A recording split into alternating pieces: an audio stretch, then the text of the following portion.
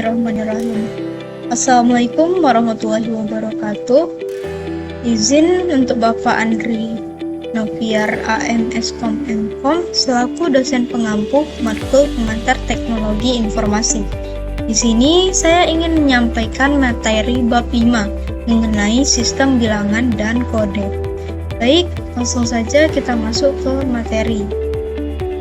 Nah, ini dalam sistem-sistem digital, informasi numerik dinyatakan dalam sistem bilangan dan pengkodean. Antara lain, ini dalam dunia komputer, semua data, angka, huruf, gambar, suara, sebenarnya itu disimpan dalam bentuk angka. Jadi komputer hanya mengenal angka 0 dan 1. Jadi, manusia membuat beberapa sistem bilangan supaya komputer bisa memahami informasi dengan lebih terstruktur. Nah, ini berikut contohnya. Bilangan biner atau bilangan dasar 2, bilangan oktal atau bilangan dasar 8, bilangan heksadesimal atau bilangan dasar 16, kode Gray, kode BCD, ini kode XCS3, dan ini ASCII kode. Baik, ini contoh bilangan tersebut dapat dilihat dalam tabel ya. Ini yang desimalnya berapa, ada 5 nih yang kuning binernya. Oktal, ini heksadesimal. Ini menggunakan tabung hampa udara sebagai penguat sinyal. Inilah ciri khas dari komputer generasi pertama ini. Menggunakan punch card sebagai alat input data dan penyimpanan informasi.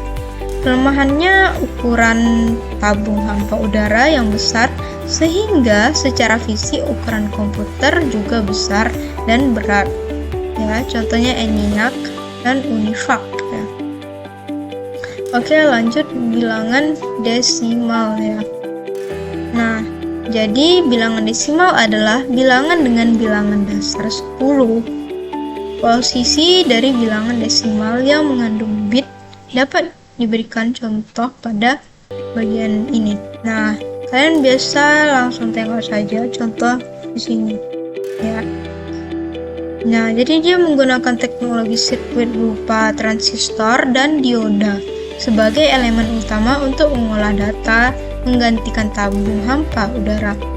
Lalu sudah menggunakan operasi bahasa pemrograman tingkat tinggi seperti Fortran dan COBOL. Ya.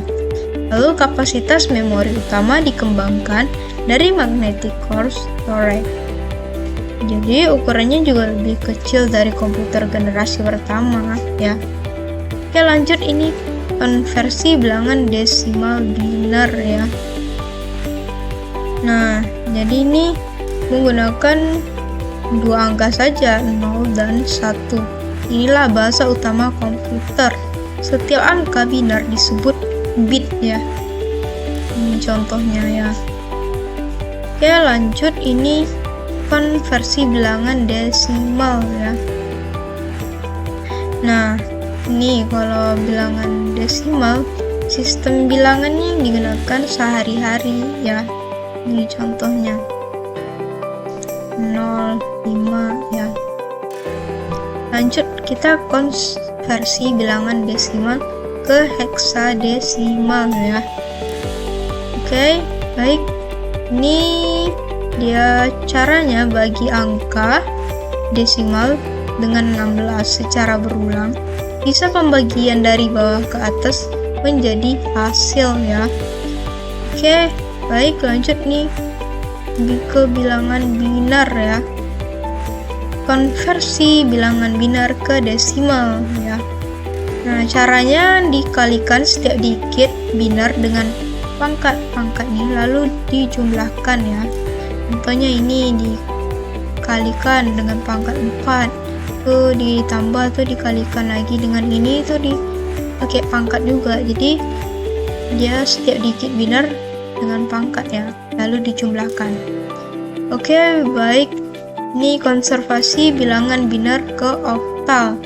Jadi caranya itu kelompokkan biner per 3 bit dari kanan ya, dari kanan Lalu tiap kelompok diganti dengan angka oktal ya, seperti ini. Oh, ini dia dikelompokkan 3 bit dari kanan ke kiri kan ya. Itulah. Oke, baik, lanjut. Konversi bilangan biner ke heksadesimal. Nah, jadi ini dikelompokkan per 4 bit dari kanan ke kiri ya. Baru nanti ganti tiap kelompok dengan digit hex ya. Baik, ini bilangan oktal ya.